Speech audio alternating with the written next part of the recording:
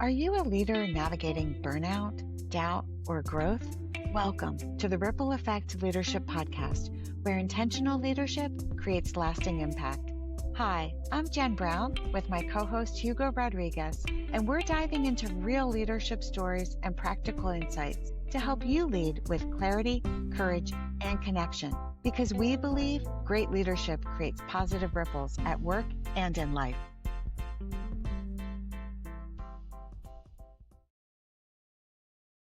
Hi, I'm Jen Brown, a leadership coach with Journey of Grace Coaching and over 20 years of experience as a U.S. diplomat with the Department of State, where I had the pleasure of serving with my good friend and colleague, Hugo Rodriguez. Hugo, over to you.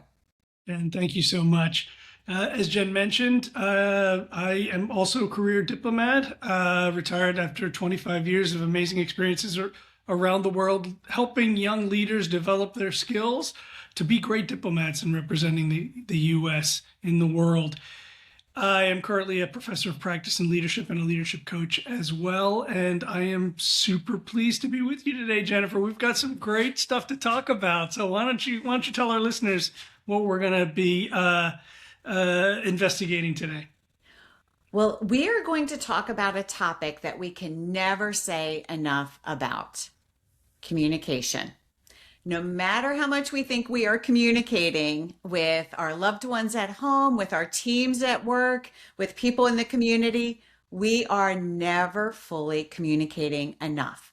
And so we're going to dive in a little bit today on how leaders can adapt their communication style to reach their team members.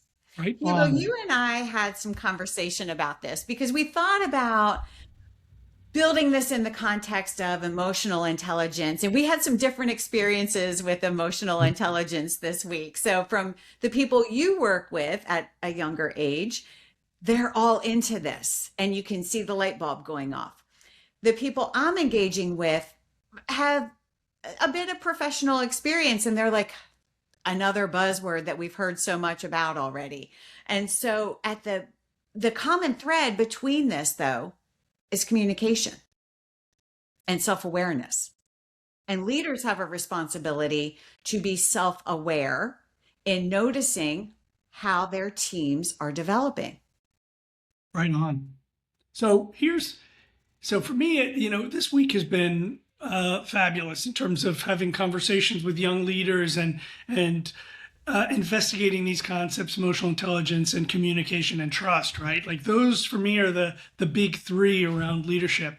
And as you mentioned, for my students, a lot of times they haven't heard about emotional intelligence before. So it's a new concept and a new way of looking at leadership and looking at relationships, a new lens for them to appreciate. And it can be very exciting to start to see things in a way that adds up, in a sense that kind of makes sense.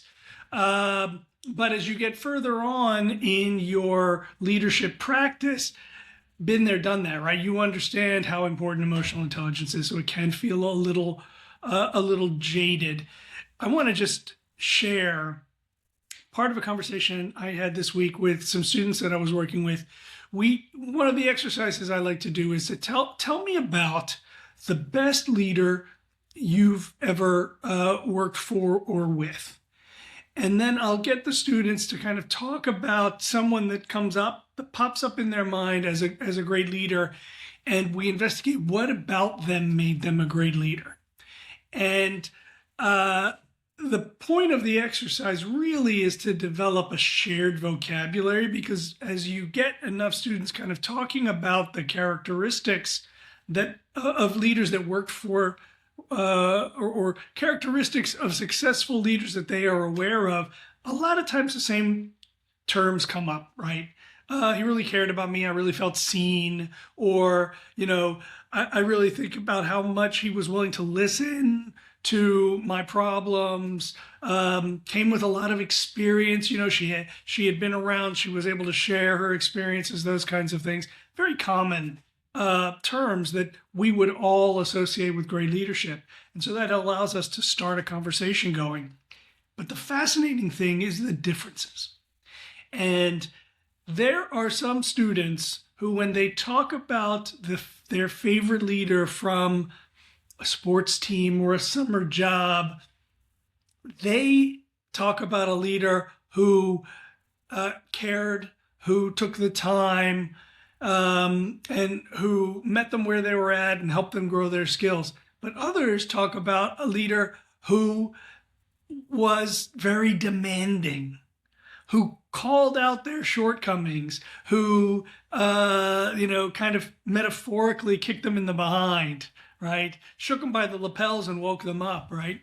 And when I think of leadership, that's not the leader I think of, right? Like, you've probably seen the old movie Patton, and we talk about this in class. Patton is a very forceful, demanding leadership style. And some people respond to that. And it's always refreshing for me to have the conversation to remind myself, one type of leadership does not fit all situations. It does not work with every follower. And so the thing I thought we would talk about today is adapting your leadership style to the needs of your team members, right? The followers that you've got. And where communication comes in is you just can't assume you know what they need, right? Not at all. Right. So This is go ahead. this is completely situational leadership, and it requires understanding different communication styles so that you can, as the leader, can communicate in a way that is still authentic to you and that resonates with the person to whom you are engaging. So flesh that out a little bit. So what are kind of the ways you think about that? So one area that I love, and it's funny that you brought up the two leadership examples, because those exact examples came up in a local Spanish speaking team with whom I'm working, and we talked about good leadership and responding, to different scenarios. So absolutely, right? Knowing yourself and how you respond is part of emotional intelligence. As leaders, it is understanding that not everyone has the same communication style. So I work with the DISC communication assessment, and really it boils down to 4 primary communication styles. You have people who are dominant in the bullet, give me the bullet points, right? Just cut to the bottom line. You have people who are influencers, very outgoing, relational. You have people who are steady. They're a bit more reserved, but still very people and team focused. And then you have people who are compliant, who are reserved and more task detail oriented, analytical systems. If I'm an influencer, which I am, because I'm all about relationships, I cannot talk to a C person like my son and have him meet me where I am directly. I get on his nerves with my relational questions that also look for details.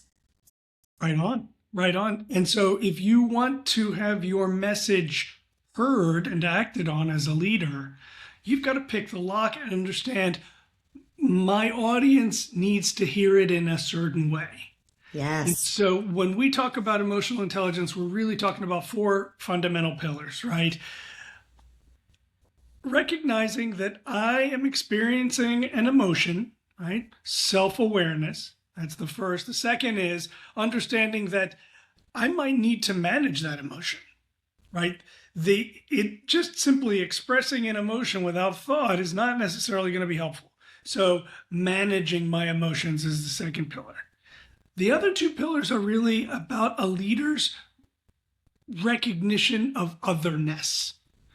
The third pillar is understanding that other people have their emotions. We call it empathy, right? Being sensitive to how other people are feeling. And then the fourth one is, Cotter calls it relationship management. I like to think about it in terms of how my actions influence the emotions of others, right? Yes. So I am experiencing emotions and I can manage those. I recognize others are experiencing emotions, and I have the ability to influence those positively, negatively, whatever. The reason emotional intelligence is fundamental is because if I want to understand how to be a good leader for you, I have to be empathetic. I have to be curious, and I have to recognize that the way I act and say things and ask for things is going to have an impact on you. And for me to understand the way I come across, I need to be open and inquisitive with you and talk about, all right, so did that work for you? Or what do you need from me as a boss? Who do you self-assess as? Do you want clear direction? Do you want me to be a D or an I or an S or a C, right? What is the way that you can hear this? And I promise you, less than 1% of leaders out there ever ask that question of their team, right? I'll be honest. I mean, I think it took a long time as I grew in my own leadership journey, right, to learn some of this material and to then be able to employ it. It really boils down to holding space for your team and asking them questions. When we get together for one-on-ones, what works for you? It's not saying that I'm just abdicating my leadership responsibilities and being inauthentic. I'm not. I'm trying to meet people where they are in a way that helps them hear my message the way it's intended. And the only real way I can get to that is by asking them questions and then still asking them questions after I communicate and asking, what are you hearing me say?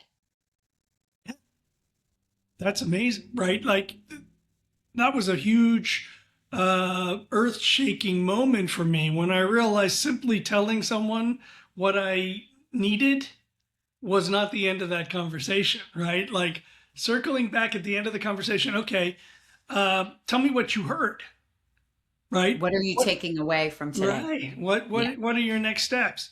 And then for some of those more challenging conversations where you really have to work with someone to, call out non-constructive behavior and get them to work on ways of improving it, following up with an email that says, here's what I said, and here's what I understood you to say. Could you please write back to me and either confirm or clarify? Because in the moment, especially if you're getting that kind of hard feedback, you're in a cloud. You're thinking all sorts of things. And a lot of times you're not hearing necessarily what I'm saying. So being thoughtful about, okay, let's go over it again. Most important to me is that we end up on the same page. We have clarity. So we've jumped into the communication piece of this, right? So we've sort of skipped assuming the leader gets to the point where they're self-managing their own emotions and they're in the empathy stage that leads to communication styles and adapting. Something that I would, that actually a client just shared with me this morning, and I loved it. I'm not talking about difficult conversations here, but normal weekly meetings.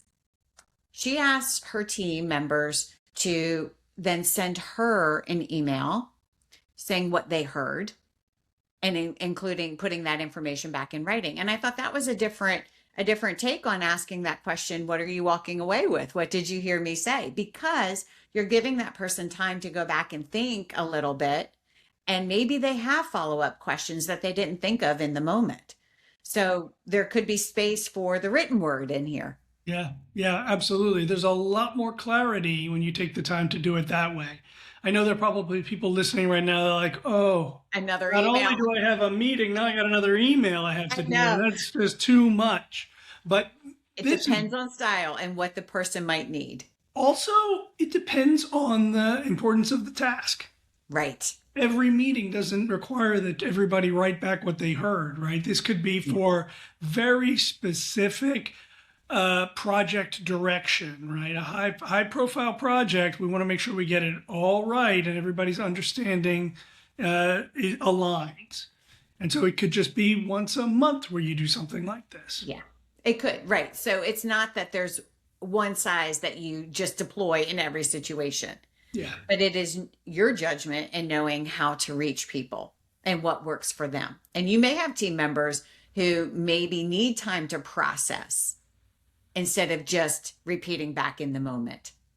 Can I tell you about an experience I had that was both um, eye-opening for me, but kind of illustrates this a little bit? So, in my State Department career, I had this amazing boss.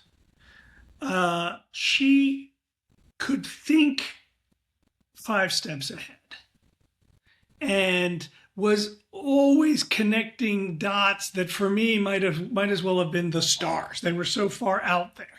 I'm very much just trying to keep my stuff together, and and I'm just in awe of this woman's ability to kind of like think another level beyond that.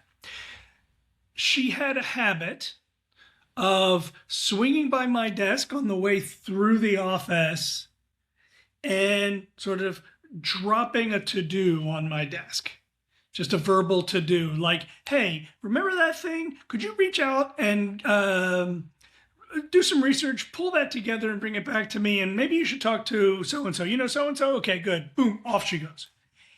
And, I find myself sitting there nodding as she's talking, thinking, I have no idea what she's talking about. But if I say that, I'm going to look like a dumbass, right? And so for the year that I worked directly with her, this happened over and over again. And after she'd breeze on through, and her jet stream would carry all the papers with her right out the door, I'd be left sitting there like, where do I begin? What do I do? I didn't understand half of what she said. Like, I don't know who she's talking about or what she's talking about, or would make some assumptions about what I knew that, I didn't know. But if I said, hey, I don't know what you're talking about, I'd look stupid. Well, I made it through the year. I scrambled and I'd ask other people and I'd do the research, and every project took me 5 times as long as it should have because I was embarrassed to admit what a dumbass I was. Well, a couple years after that, I get a call, and it's this boss who's moved into a higher position who would like to see if I would come to work for her. I'm not exactly sure what it was about the first experience that made her think I was worthy of a second try at this, but she offered me a job working for her at a higher level. And my blood ran cold because my immediate memory was of just spending that year struggling to interpret what she needed from me. And so my first instinct was to say, I'm not sure. It kind of makes me sweaty to think about it. But what I did was I think at the time I said, can I call you back? I'm interested, but I just need to think about it. And what I decided was the opportunity to work for her was so amazing that I couldn't pass it up. But when I called her back, I said, here's the deal I'd like to make. I'm going to be honest. The last time I worked for you, I spent so much of that time in the dark struggling to sort of understand what you needed. If I were to come work for you again, I just want to tell you up front, I'm going to be asking a lot of questions because I think I will serve you better, and I will certainly enjoy the experience more if I am able to just plumb the depths of the things I don't know. Is that cool? Like, would it be okay if you bring me on as a total dummy and help me get smart? And she said yes. And that was exactly how it rolled out. And so as she would come breezing in, she knew I probably needed more information than she would normally give. So she was already predisposed to give me more information. And I felt empowered to show my ignorance and ask all of those questions, right? Much better experience the second time. So, what advice would you give to our listeners who are members? Everybody has a boss. So let's just say to people who have a boss where they feel the communication is lacking. Not necessarily for those leading teams. We've talked a little bit about that, but for those who find themselves in the position of not wanting to look stupid in front of their boss, and we've all been there, and yet they're left like, what do I do? Where do I go with this big project? It's a great question. So, the first thing I would ask people to remember is your boss may not realize it, but one of your boss's job responsibilities is your development, your growth, your understanding, right? And so maybe there's a conversation somewhere in there, and you maybe don't tackle it head on, but you ask the boss for feedback. And in that conversation, you can say, these are things I'm working on. Would love your help in developing my skills, bring them on board, right? And you can say, what would be super helpful is if you would let me ask like one more question each time we engage, right? Let me just, and please forgive me. This is a moment I think that we all dread, but it's so important to be humble. So you can say, I don't want, I may make myself look foolish at times, but it would help me just to take a moment and make sure that I understand what you're looking for. Right. So that I can best serve you Yeah, and the exactly. organization. Exactly. I always talk with young and sort of growing leaders about the need to be humble, right? We have a natural desire to want to not look stupid, especially when that word comes down that you're now the boss and you've got that name tag hanging outside your door, supervisor, chief, or whatever, right? We tend to think that means then we have to be perfect. We have to know everything. Let that go. You just got to let it go because we don't know everything.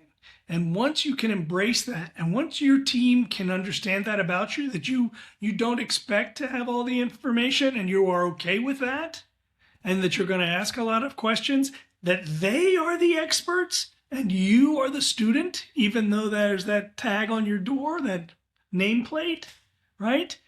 That frees you up, right? That all of a sudden allows you to be who you are authentically and to ask all those questions that you've got. Do the So, same. Do the same with your boss. yeah, exactly. So the key here, right, is asking questions up, down, it doesn't matter whichever way. It's asking questions of your team so that you get smart on what they are working on as the experts. It is asking them questions so that you can confirm they're hearing you. Right. It's asking your boss for that clarity Yeah. and providing that feedback there. I think fundamentally it's all about taking off that cloak of perfection we Oh, try to hide under, right? Like yes. once you let that thing go and you admit I'm not perfect and I don't know everything, you are now free to learn so much more. And it creates an environment in your office where everybody can start to feel free to learn so much more, where people can ask what may seem like an obvious question in a meeting. But if one person has a question, they all have that same question, right? But you are now lowering the temperature, you're lowering the risk factor for asking a question. So really what we're getting at is the starting point here is understanding people communicate differently. Adapting communication to make sure that people hear the information that we're giving the right way. And we do that by asking questions and getting to know them and their styles.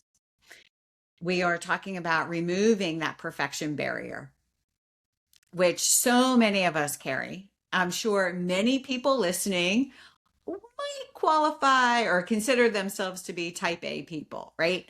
And so, how do we lay that down in a way that we just get curious and create an environment of curiosity so that we are constantly asking, what is the goal of what we're doing? What's the vision? What does success look like? how can I do this better? What are we learning as we fail and make mistakes? Because that's how we grow. That's right. I think an example I use is that, let's say the CEO of Microsoft is not so deeply knowledgeable that he understands the fundamentals of every job of every person that works for him in the organization. With each level you move up, it is totally understandable and acceptable that you now know less about certain things that the people below you know a lot about.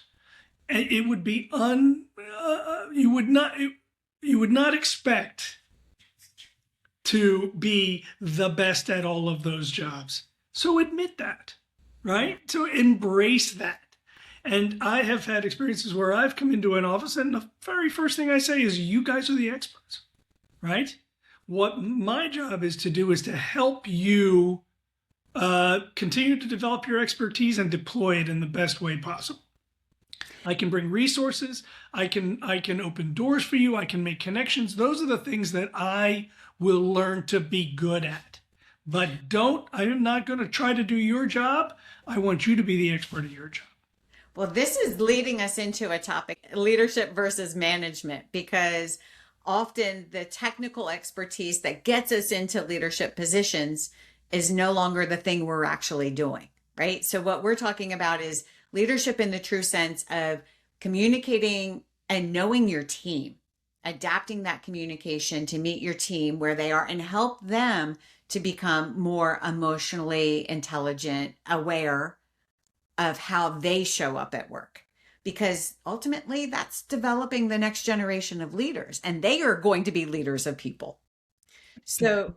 And again, another thing that's in your boss's work requirements that you may not realize, right? Your boss should be working to replace himself or herself in that role, which means developing you to take over someday.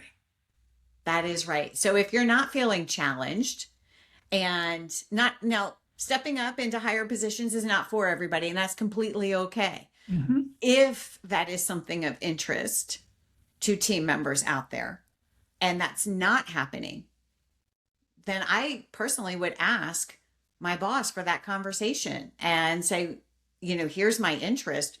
Where do you see gaps in opportunities? And the way you have that conversation is really important, right? Part of emotional intelligence and empathy is understanding that your boss is under a lot of pressure too. Right. And your boss may not have kind of full emotional control and self-awareness. They may feel like if you go into the office and say, boss, I'm really interested in eventually having your job. How do I do that? Yeah. That what they may hear is, this guy's gunning for my job. True. And now I've got to watch out for this person, and all of a sudden they're starting to shut down the opportunities I have. So the way to have that conversation, and whether I'll just go back to one of the things you said, looking for greater supervisory responsibility isn't for everybody, right? You may not be wanting to do that, but I promise you, there is going to be some element of any meaningful work that involves your growth. That may not be growth in supervision. It may be growth in technical understanding. It may be breadth of understanding or depth of understanding. But everybody who loves their job at least partly loves it because they're getting better at it, smarter, more knowledgeable. You know what I mean? So there is always some area of growth in any position that you find rewarding. So those are the conversations you should have with your supervisor, right? Looking for ways, and the way you can do this is, look, I'm learning, I'm growing. Here are some things I'd like to grow in, but what do you see, boss, as ways how can I improve? What are the things that you see that I could do better? Like I've said before on this podcast, give me something I should do more of, something I should do less of, and something I'm doing just right. Right? And let your boss give you that feedback so you can start to grow. They can start to see you in other larger roles. That's kind of the way I would pursue that kind of feedback. not everybody's great at the communications part. So sometimes you have to ask for it. Sometimes you do. And for our leaders who don't necessarily like having these conversations, it's worth stepping into the discomfort and preparing for that. And that can be, preparing in a way where you show up and you are engaging that team member and asking for feedback, asking for their thoughts so that you may have your examples of feedback you want to give, but opening that door for communication takes some of the heat off of you directly, unless you might need to be having a hard conversation. That's a different topic that we'll get to later. For sure. For sure. When you are faced with the opportunity of taking on supervisory responsibility, think long and hard about it. Yes. It is not something to be taken lightly. And we are both, you and I, real type A drivers and have been throughout our whole careers. And our listeners are as well. And so we kind of bake it in that the way to the top is more and more responsibility for the performance of other humans. Think long and hard, because this is really, really challenging stuff. And we will probably touch on this when we talk about the difference between management and leadership. If you're a manager of a budget doesn't talk back. The budget doesn't take a sick day. Budget doesn't have family emergencies or, financial troubles. People do. And as a leader, you have to embrace them with all of their humanness, all of their, strengths and challenges and all of that stuff. And if you're not someone that's comfortable having those conversations, maybe human leadership isn't where you ought to be spending your time, or B, learn those skills. Get ready to learn those skills, because you cannot be an effective, supportive leader without being able to show that emotional empathy and support and communicate it. And I do want to just add, there's this notion that leaders are born that way, and that is not true. Not true. We all learn as we grow through mistakes, through opportunities, and through our own experiences, just in terms of, I did this, I didn't know that, but now I do, and I can do this better, and learning by engaging with other leaders. So for our listeners out there, if you're taking anything away from today, hopefully, I'll add my point and then turn it over to Hugo here to close us out. Hopefully what you are hearing is that we can't assume everyone hears us the way that we intend. We have generational differences. We have different levels of our teams being emotionally aware of themselves and others. And so as the leader, getting curious with your team and helping them to grow in that capacity, adjusting your communication so that they hear you and can take action is super key. Hugo, what's your closing thought? So again, the most important three things in leadership: communication, emotional intelligence, and building trust. But I want to leave our listeners with the concept of that cloak of perfection that they think they need to demonstrate.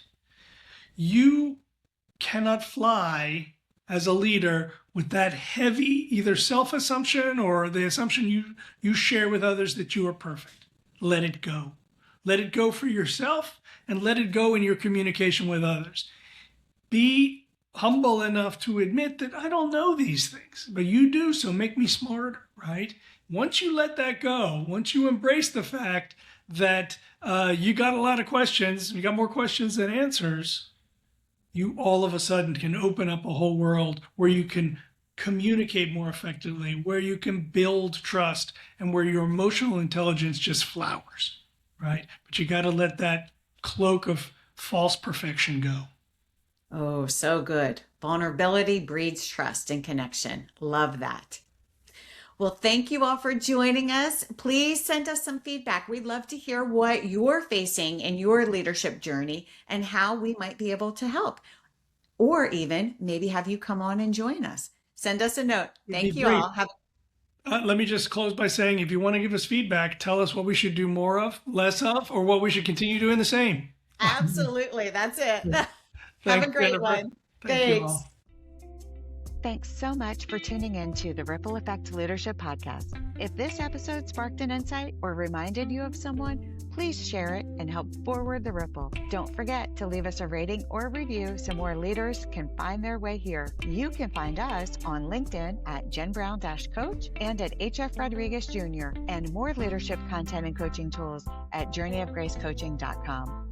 A quick heads up before you go. This podcast and all content shared by Ripple Effect Leadership is for informational and educational purposes only. The opinions and characterizations in this podcast are our own and do not necessarily represent the U.S. government. This podcast is not a substitute for mental health treatment or professional medical advice. If you are struggling, we encourage you to reach out to a licensed mental health provider or call the 988 Suicide and Crisis Lifeline.